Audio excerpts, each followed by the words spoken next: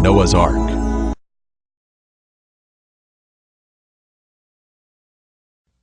You may order a copy of this program through ArkDiscovery.com. See ArkDiscovery.com to become a direct seller of this DVD. Join us now as we begin revealing God's treasure.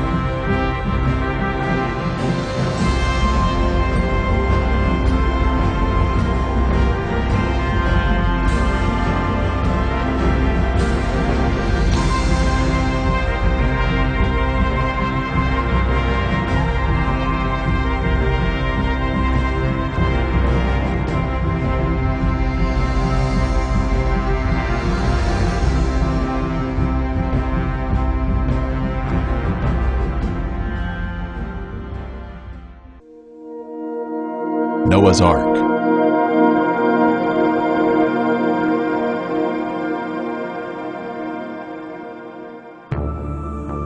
Before the great flood, the world had become filled with wicked men, so much so that the Lord decided to destroy the face of the earth.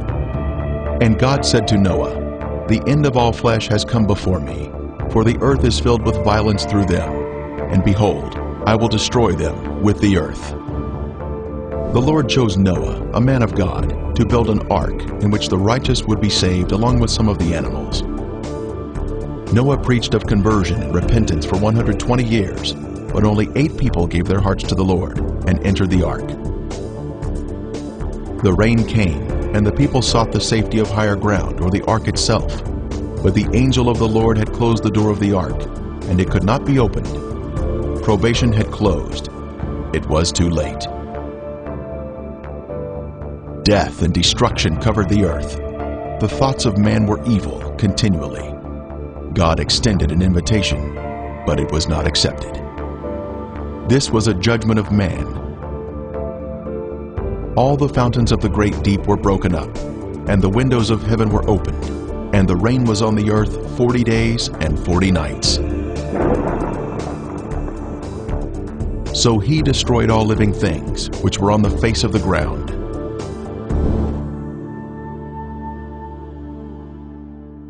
God had saved his people through the flood, but they would spend almost 1 year in the ark, waiting for the floodwaters to recede and new life to begin. Noah and his family were anxious to leave the ark. Finally, Noah knew it was safe to leave. He offered a sacrifice to the Lord, and the Lord placed a bow of promise in the sky that he would never again destroy the earth with a flood. The Bible tells us where the Ark of Noah came to rest. The ark rested upon the mountains of Ararat. But what is Ararat? The name Ararat, as it appears in the Bible, is the Hebrew equivalent of Urartu, ancient country of Southwest Asia, mentioned in Assyrian sources from the early 13th century BC.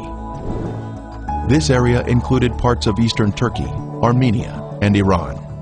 Moses was not speaking of a specific mountain when writing Genesis.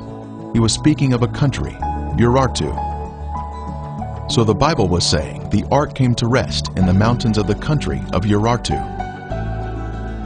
In eastern Turkey, across the valley from Mount Ararat, is the site we will be visiting. This area was first photographed in an aerial survey conducted in 1959 by Francis Gary Powers. Later, Turkish Lieutenant Duripanar spotted the boat-shaped object in these photographs, so in 1960, a group from the United States journeyed to the site, but they prematurely concluded it was just a natural formation. That same year, Life magazine featured photos of the site. Is there a historical record from ancient civilizations of Noah's Ark existing? Berosus the Chaldean wrote, "It is said there is still some part of the ship in Armenia, at the mountain of the Chaldeans, and some people carry off pieces of the bitumen, which they take away and use chiefly as amulets for the averting of mischiefs." Today, we can look at a map of Turkey and see this site listed as Nuhun Gemisi, or Noah's Big Boat. Making the trip to the site, we landed next to the very large Lake Van, which once hosted the ancient capital of Urartu named Tushpa, located along its shore. Heading out through the countryside, we see an extinct volcano.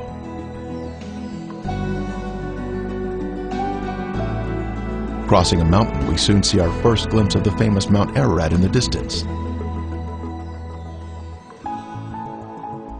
In the shadows of Ararat is the city of Dobayazit that we pass through, heading toward the Noah's Ark site. Mount Ararat is a beautiful mountain, complete with a rich history of mountain climbers searching for the Ark, but without success. Across the valley, we stop and see the government-erected road sign, Nuhun Gemisi, 5 kilometers up the mountain. On Ron Wyatt's first trip to the region in 1977, he didn't know where to begin searching, and he only had 3 days in the area. So he and his teenage sons prayed that their taxi would stall in areas where they needed to search. That day, God stalled their taxi in 3 different locations, and here is our first taxi stop. High on the mountain is the resting place of Noah's ship. The name of this mountain is translated as Doomsday Mountain, named so for the deadly event of the flood. As we drive up the mountain, we can see Lesser Ararat and Greater Ararat across the valley. Both are post-flood volcanic mountains that were not even here during the flood, and they would be the last place one should search for the Ark. We finally made it to the Ark. Looking at it from the stern, or rear, one can see the boat-shaped outline of the Ark. It has a rounded stern and a pointed bow or front. The symmetrical shape indicates that it is a man-made structure. Ron Wyatt made 24 trips out here to conduct tests and do research at this boat-shaped formation. Photos taken at different times of the year have brought out different features of the boat. There was so much convincing evidence uncovered at the site that the Turkish government declared this area to be Noah's Ark National Park, and yet today, the world is unaware of this amazing discovery.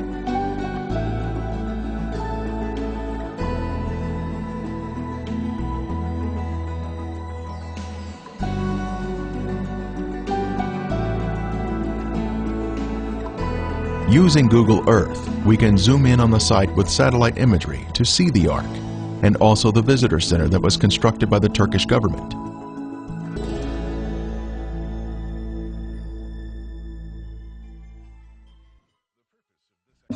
It was on June 21, 1987, that a ceremony was held on the mountain to commemorate the site as Noah's Ark National Park. Dignitaries from around the country assembled to break bread and celebrate this wonderful find.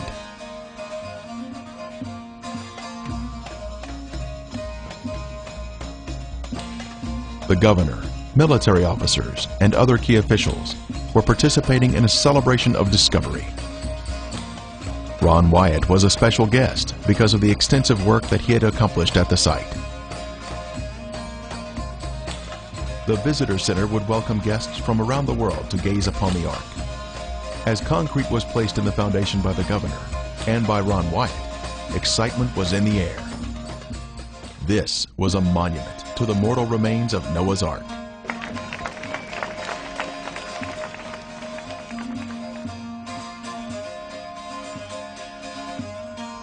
Noah's Ark was found.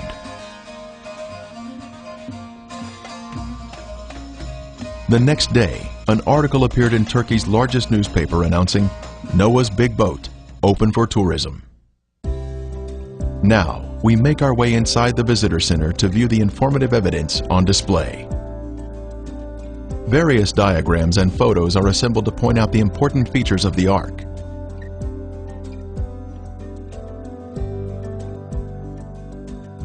Specimens from the Ark are also on display, including petrified wood and sea fossils from the area, which indicate this mountain is water-laid rock.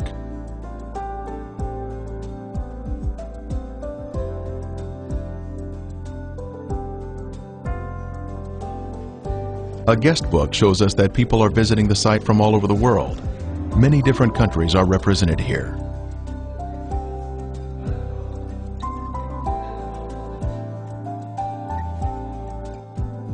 Hassan Ozer has worked in the visitor center since it opened. He has lived his entire life in a village here on the mountain, just above the Ark, and has a great deal of history associated with the Ark. His photo appeared in a Knoxville, Tennessee newspaper, so our team brought him a laminated copy for his own. Hassan now tells us some interesting history about the Ark formation. Tabii zaten biz gördük, biz de rivayete söyledik. Bunun gemisi var ya, 1948 senesinde gece bir kayma deprem oldu. Sabahleyin baktık ki her taraf gitmiş. Bunun gemisi bir ada üstünde kalmıştır. Her akşam üzerine bir elektrik lambası gibi ışık aldı. Bilmece. In 48, there was an earthquake, and it was in the night time, and we just wake up in the morning and we see the earth was moved, and we saw the shape like an ark. De ki 1960 yıllarında Türk Hava Kuvvetleri'ne böyle bir pilot tarafından bunun fotoğrafı çekiyor. Gidiyor Ankara'ya. 1960 yıllarında. 60 yıllarında. 60 yıllarında söyle. Also, after that time, there was a light we could see in the night time in the up on the village when we look down to the ark side, and people was believing that it's holy things, and when they come on to the next to the ark, this light is going off. You know, you cannot find. Benim kendi şahsi olarak ben de hem inanıyorum hem de karar veriyorum. Çünkü neden? Her taraf gitti, Nuh'un gemisi o böyle ada gibi içinde kaldı. Her akşam üzerinde bir ışık yandı. Sarı, yeşil, kırmızı. Kimisi böyle bir ziyaret, kimisi bir türbe, kimisi bir hazinedir. Ama araştırma yapıldıktan sonra izin aradan kayboldu gitti, ben de inanıyorum. Söyle bir daha var, söyle onu söyle. He said that if in my personal thinking is well, I see after this earthquake there is a shape like an ark, and also there was a light which is colored light, green, yellow, and reddish lights we saw there, and lots of people were in the village. They were saying that's the holy place. Somebody says there is some gold, we should go dig it up and stuff like this. He says especially when you come next to it, it's going off. The light you cannot see anymore. But he said after the government confirmed that that's the Noah's Ark, there is no light anymore, and you know, that's make me think it is Noah's Ark.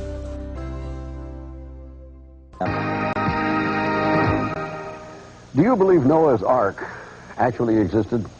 Could the legend that sounds like a fairy tale really become proven fact? Well, the search has been going on since biblical times. And in a moment, you're going to meet some people who are positive they have found the Ark. Now, we know such claims have been made before. But a few months ago, these people came to 2020 with some new and intriguing scientific findings. We followed them to the mountains of eastern Turkey. And what you'll see is a bizarre adventure with a host of unlikely characters.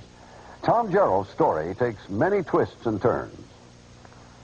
That's the seductive beauty that brings them here, snow-capped Mount Ararat. The explorers looked for the Ark there since that's the highest point around here. And as the flood waters receded, presumably that's where it would have landed. But the Bible describes the mountains of Ararat, mountains plural. Is it possible that the ark came to rest on one of the smaller sister mountains to Ararat? The boat-shaped site was first found and photographed by a Turkish army captain back in 1959. It was quickly explored and dismissed as a freak of nature. But Wyatt, an amateur archaeologist, rekindled interest in it a few years ago. He brought in Dave Fassel, a marine salvage expert, to assess it. The Doomsday Mountain team brought in some high technology to explore the oldest legend of man. They began scanning their site with a molecular frequency generator. It's a device used by surgeons to pinpoint cancer tumors, and it's been used by Fassel to locate underwater treasure. This time, the molecular frequency generator began to pick up a unique pattern of iron lines beneath the earth. Okay, bring that one up. They began placing ribbons along those lines. The finished shape, outlined by the ribbons, was that of a huge ship, the approximate length and width of Noah's Ark, as described in the Bible. The fascinating field of ribbons soon attracted higher academic interest. That looks like iron. Okay. Dr. John Baumgartner, a physicist with Los Alamos Laboratories, sent samples back to the lab for analysis and confirmed that the metal they were tracing with the ribbons was indeed iron. With the width and the length known, the only remaining question was depth. By locating the depth of the hull, they could determine if the boat-shaped object had the cargo capacity described in the biblical ark. To resolve this final issue, Wyatt and Fassel brought geologist Tom Finner to Turkey with his company's heavy-duty subsurface radar equipment. Gear like this located the black box cockpit recorder on the floor of the frozen Potomac River after the Air Florida crash. Suppose this rock were a foot or 2 feet underground. Would it give you a reading as to where that was? Could you locate it? Yes, we could. Is it possible that there will be a moment at which you'll say, this is a man-made object? The symmetry of the feature suggests it's about. I hope to prove that the underground structure is in fact that of a boat. It was here, several miles short of the boat-shaped site, that a waiting game began for Finner and the others. The party needed a final go-ahead from the Turkish government to complete their probe of Doomsday Mountain. Anyway, we're going to hang in like smell on a skunk till there's nothing left to get this done. Hang in like the smell on a skunk. The Turkish government stopped the exploration. What now? Since we were there, Barbara, things have cooled down, and they've sent their own team of scientists in to take a look at this site. It's a very fascinating location. Ground-penetrating radar was used on the formation to see what is inside. The reflections created a picture of timbers underground. This diagram shows us some of the main structural elements of the ark, including parallel and repeated patterns, indicating a man-made site. Indeed, there is something beneath that rock besides rock. A radar device developed by Geophysical Survey Systems in Hudson was used on the mountain. The device, called SIR, is used by energy exploration companies to analyze what's below the Earth's surface. According to SIR, something man-made is under Mount Eridog. This data does not represent natural geology. It's a man-made structure.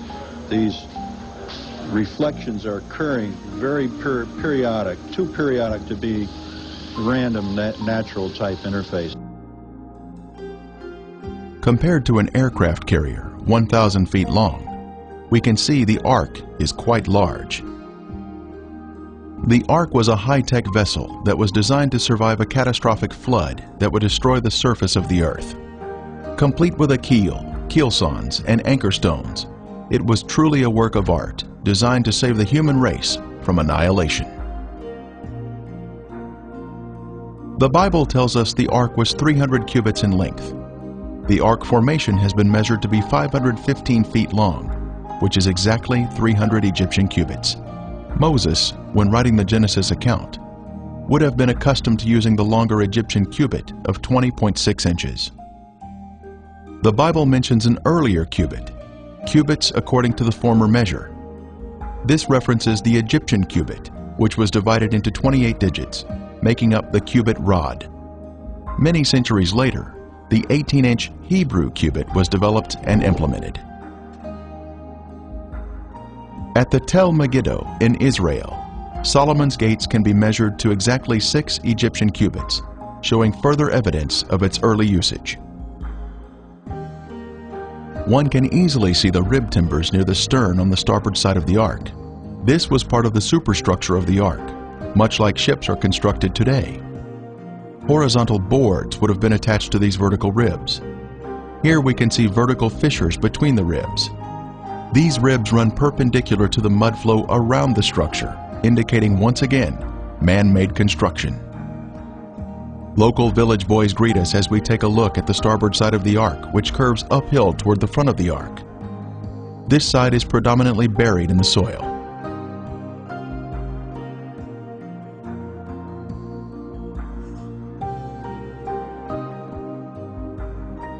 The outside of the bow, or front, is just before us, and then we scan down the starboard side to see the top of the rib timbers.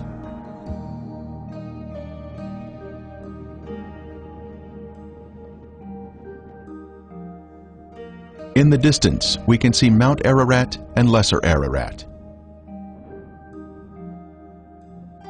We now pan over to the port side of the Ark near the stern.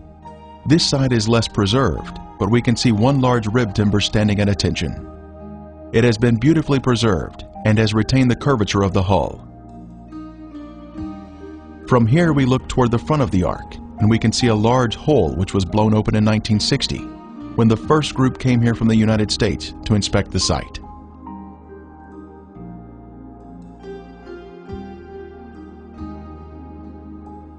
We are now standing on the middle deck of the Ark, and now pan over to the interior of the port side, where we can see 4 horizontal protrusions in a row. They are arranged in a regular pattern, indicating man-made construction.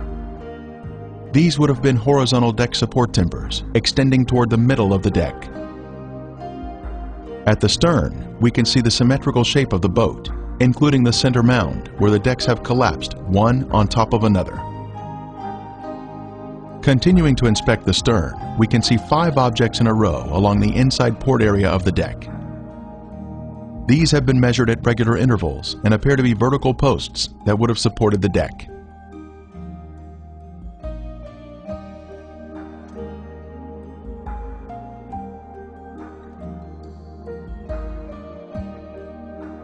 The Ark originally came to rest higher on the mountain, but was pulled down to its current location amidst a lava or mud flow, which impaled it on this rock outcropping.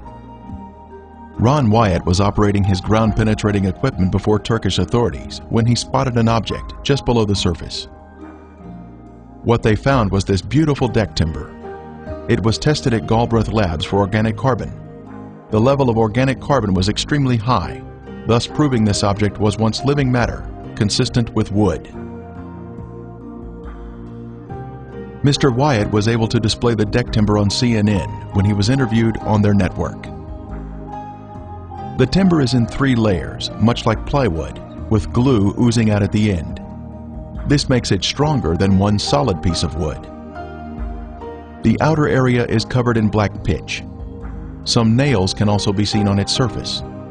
This layering of wood may have been the gopher wood mentioned in Genesis. Just above the Ark site is the Uzungili village. Its former name in the 19th century was Nasr.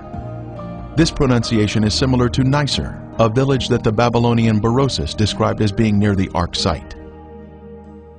Josephus in the 1st century said, "Its remains are shown there by the inhabitants to this day." This would tell us the Ark would be in an accessible location. These local villagers would have had a tourist trade, accommodating visitors to the Ark.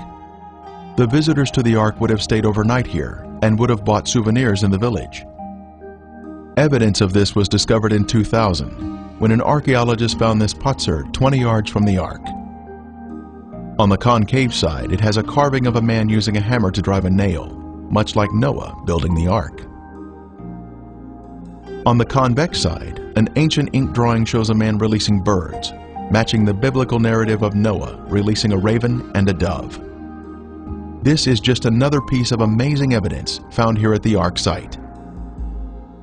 Using radar equipment, Ron Wyatt discovered an open cavity on the starboard side of the Ark. Utilizing a core drilling technique, he was able to gain access to the interior of the Ark. Stunning evidence was pulled from the belly of the ship. Using an improvised long rake device, petrified animal dung was extracted from the hull. Next, cat hair was also pulled from the cavity. Then, a petrified antler was extracted. These are all items that one would expect to find in the bottom of the ark. The Bible tells us the antediluvians were skilled in metalworking. Tubal-Cain, an instructor of every craftsman in bronze and iron. This large metal rivet, or metal washer around a metal rod, was found by Ron Wyatt when he had taken a tour group to the site in 1991. The center rod had been struck while it was hot, causing it to flare out, holding the washer in place. Test results showed that it contained 8% aluminum metal. Aluminum metal is man-made, thus proving the site to be man-made. Skeptics have said Mr. Wyatt was lying about the testing, but was he really? When the Ark Discovery International team was at the Ark site, they used a metal detector to locate metal fittings on the Ark. This is a crescent-shaped piece of metal that had been a circular washer in its better days and was found near the bow on the port side.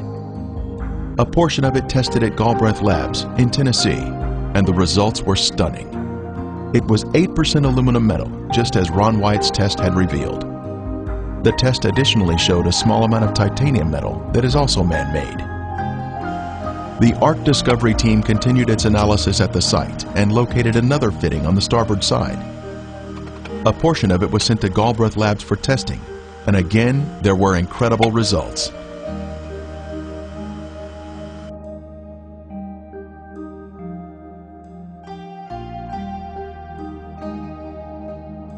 It contained 8% aluminum metal, 1.3% titanium metal, plus 3.8% magnesium metal, all indicative of the Ark formation being a man-made structure. The Encyclopedia Britannica tells us, because of its chemical activity, aluminum never occurs in the metallic form in nature. These unique metal components are special markers that were left behind, which prove the site is without a doubt a man-made structure utilizing high-tech construction techniques consistent with what we should find in Noah's Ark. Modern man didn't discover how to make aluminum metal until around 1900, but the antediluvians had this knowledge in their day. Other metal fittings were found on the port side of the deck. Our metal detector picked up metal readings where a rectangular plate was positioned on a flat plane. This plate originally had 6 rivets. One is still visible on the left side.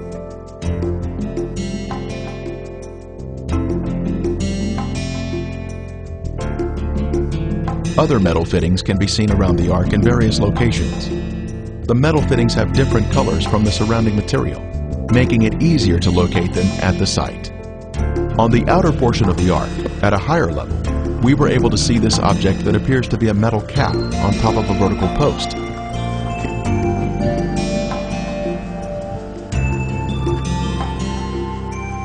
It has an X impression embossed in the center of it. The left side of the cap is missing, but the top and this immediate side are still affixed to the post. The X impression is indicative of a man-made structure with the 90-degree angles. Our second taxi stop is the village of Kazan, where large anchor stones can be found that once hung from the rear of the Ark. Just down the valley from Noah's Ark, we come to the village of Kazan, where portions of the Ark's directional system were released, thus allowing the Ark to float more freely. This village was known as the Place of the Eight, named so for the 8 survivors of the flood. This is the first area that Noah and his family lived after the flood. The large anchor stones were hung from the rear of the Ark to keep the rear facing oncoming waves. It created a type of resistance in the water, allowing the rounded rear of the Ark to fend off powerful waves that would critically damage the Ark if struck broadside. This is our first anchor stone. Measuring 11 feet in height, with 4 feet embedded in the ground, it is actually the largest and most beautiful anchor stone found to date. A tapered hole was drilled into the top of each anchor stone, a 5-inch opening on one side and a 7-inch opening on the other, allowing a rope to be pulled through and a knot tied. It was designed to be lifted while in the water when it would weigh less, thereby preventing the top from breaking off. The most striking feature is the crosses that have been carved on the anchor stone. Early Christians came through this area and recognized these objects as biblical items from the Ark. They carved crosses on these anchor stones, representing Noah and his family. The largest cross here represents Noah and is of the Crusader style. The diamond shape with a cross above was Nimrod's sign when he was alive. The diamond represents the ark that he took credit for. Then the vertical line is the pathway to heaven, with the crossbar representing heaven. The Egyptians had an adaptation of this symbol called the Ankh. Smaller anchor stones or drogue stones can be found near the Mediterranean. This is one of the largest you will ever see outside the Noah's Ark area. The next anchor stone is partially buried in the ground with 5 crosses. The largest cross represents Noah. The next smallest, Mrs. Noah. Then the 3 smallest are the sons of Noah. At the bottom is a possible image of the Tower of Babel, which was built around 200 years after the flood by Nimrod and his rebellious followers. This particular stone has 7 crosses, with the 8th having been removed at some point in time.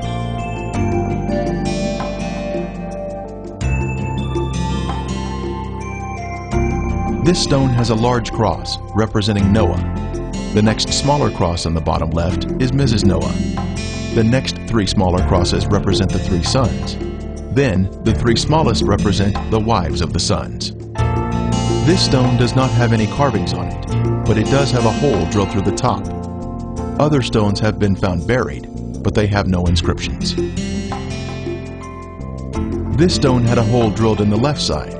Then on the right, we can see ancient inscriptions. Vandals have broken this stone, but you can see where the hole once was in the top. Crosses have also been carved on this stone.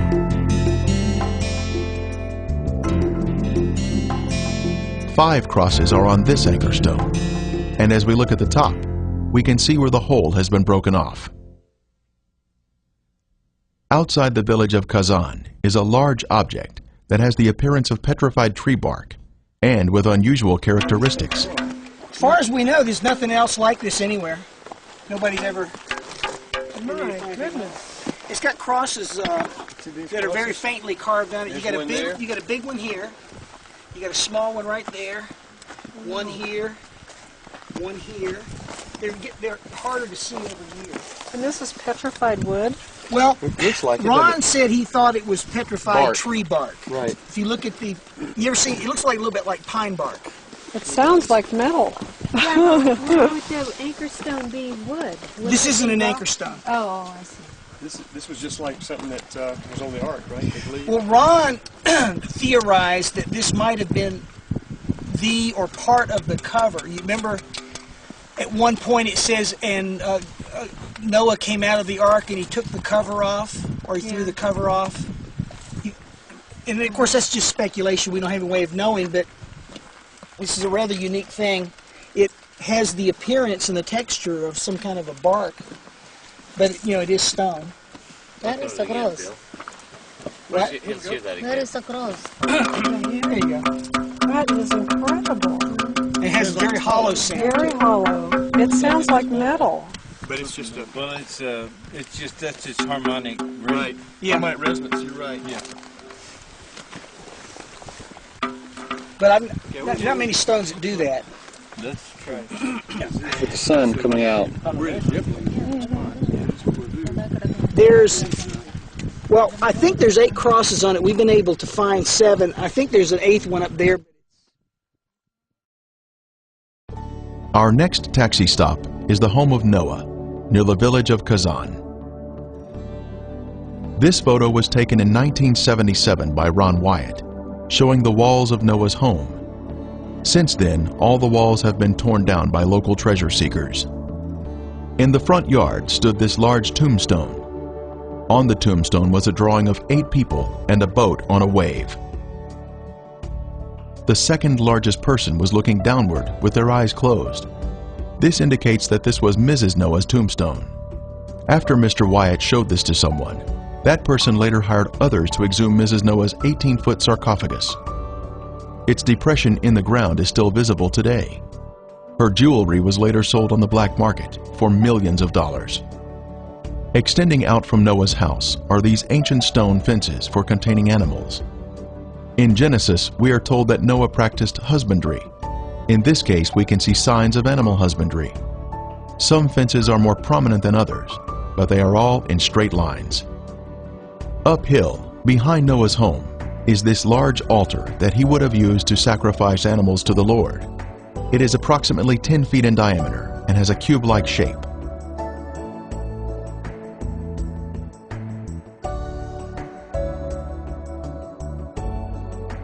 In conclusion, we can say that the Darupanar, Noah's Ark formation, is full of evidence which confirms its authenticity, especially when we objectively consider all the information. Many books have been written about the discovery of the Ark. It has been featured in many newspapers and television programs, but most of the world is not aware of this beautiful discovery, which refutes evolution and proves the Bible to be truth. In God's timing, He will reveal this to all mankind.